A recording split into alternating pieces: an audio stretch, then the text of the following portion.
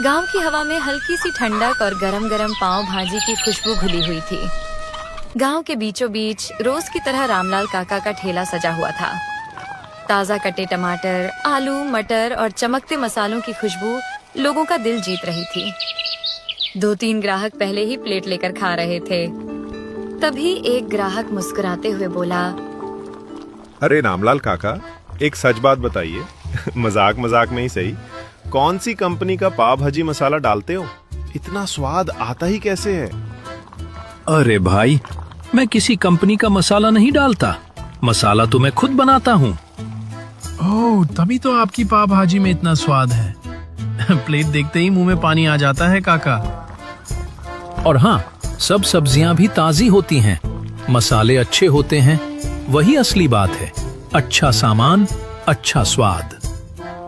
गांव वाले खुश रहते थे कि उनके गांव में इतनी स्वादिष्ट पाव भाजी मिलती है। लेकिन उसी गांव में एक और पाव भाजी का ठेला था, विनय कुमार का। उसकी पाव भाजी रामलाल काका जितनी स्वादिष्ट नहीं थी, पर एक बात से लोग उसकी तरफ भी खींच जाते थे, कम दाम। जहां रामलाल काका एक प्लेट 50 रुपए में बेचते, वहीं विनय सिर्फ 25 रुपए लेता था। उसके ठेला पर भी कुछ ग्राहक बैठे थे। उनमें से एक बोला, अरे विनय भाई, एक बात बताओ, तुम इतनी सस्ती पाव भाजी कैसे बेचते हो? बाकी लोग तो 50 में दे रहे हैं। अरे भाई, बाकी लोग तो लूटते हैं। पाव भाजी बनाने में इतना खर्च आता ही कहाँ है? वो तो बस दिखावा करते हैं, बेवजह महंगी बेचते हैं। ये सुनकर लोगों को लगता था कि विनय कितना ईमानदार है, लेकिन सच्चाई कोई जानता नहीं था। विनय कम दाम वाली आधी सूखी सब्जियां खरीदता था और मसाले भी सस्ते नकली वाले इस्तेमाल करता था। इसी वजह से उसकी प्लेट सस्ती पड़ती थी। गांव के लोगों को पता नहीं था कि बहुत जल्द दोनों ठेला वालों के बीच एक ऐसी कहानी शुरू होने वाली थी जिससे पूरे गांव का स्वाद बदलने वाला था। शाम का समय था। गांव की हल्की ठंडी हवा घर के आंगन में शांति फैला रही थी। इतने में दरवाजा खुला और रामलाल काका का बेटा रोहित महीनों बाद शहर से वापस आ गया। घर में कदम रखते ही उसने हैरानी से पूछा, माँ, मैं आ गया। पिताजी कहाँ हैं? कहीं बाहर गए हैं क्या? माँ ने मुस्कुराते हुए जवाब दिया, अरे बेटा, वो तो रोज की तरह अपने पाव भाजी के ठेले पर गए हुए हैं। तू बता, तू कैसा है? बहुत दिनों बाद आया है। मैं ठीक हूँ माँ, अब मैं यहीं रहूंगा। आपके और पिताजी के पास। और हाँ, अब मैं पिताजी के काम में हाथ भी बटाऊंगा। ये सुनकर माँ के चेहरे पर खुशी खिल उठी। बहुत अच्छा हुआ बेटा, तेरे पिताजी अब पहले जैसे नहीं रहे। ठेला संभालते संभालते थक जाते हैं। कल से तू ही ठेला संभाल लेना। नहीं माँ, मैं ठेला नहीं संभालूंगा। इतना छोटा काम मैं नहीं कर सकता। मैं गांव में कुछ नया करूंगा, कुछ बड़ा। माँ का चेहरा हल्का सा उतर गया, पर बेटे के लौटने की खुशी उससे कहीं ज्यादा थी। उसने कुछ नहीं कहा। थोड़ी देर बाद रोहित गांव की तरफ निकला। दूर से ही उसने देखा कि उसके पिताजी का ठेला ग्राहकों से घिरा हुआ था। लोग लाइन लगाकर खड़े थे और रामलाल काका तेजी से पाव भाजी परोस रहे थे। रोहित मन ही मन चकित होकर बोला, अरे इतने ग्राहक, लगता है ठेले से भी अच्छी कमाई हो जाती होगी। वह पास गया और आवाज दी, पिताजी, मैं आ गया। अरे रोहित बेटा, कितने दिनों बाद आया है।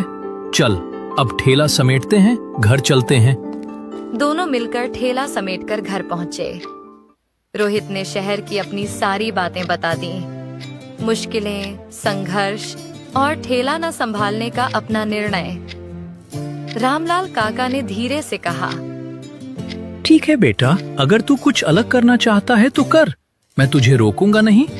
लेकिन पहले अपने गांव की सबसे स्वादिष्ट पाव भाजी खा ले। तीनों ने साथ बैठकर गर्मा गर्म पाव भाजी खाई। उस रात सब सो गए। बस रोहित की आंखों में नींद नहीं थी। गांव में मैं आखिर क्या नया करूं? यही सोचते सोचते वो रात भर करवटें बदलता रहा।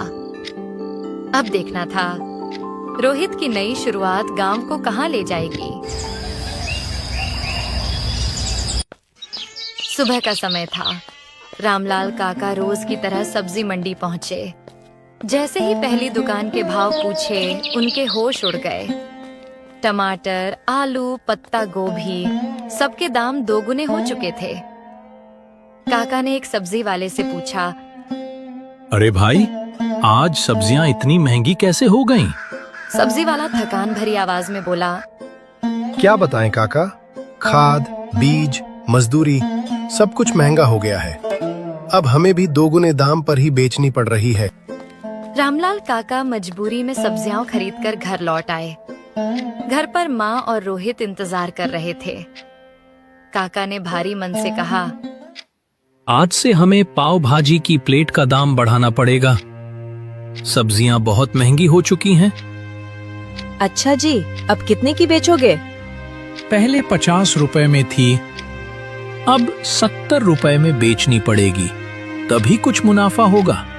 रोहित ने चिंता जताई।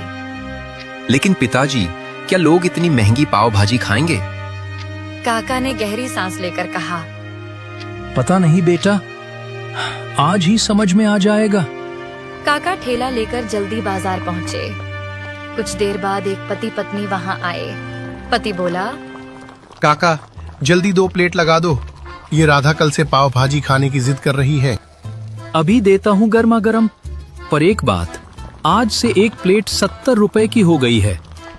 ये सुनकर पति चौंक गया। अरे काका, 70 रुपए, इतनी महंगी? सारी सब्जियां दोगुने दाम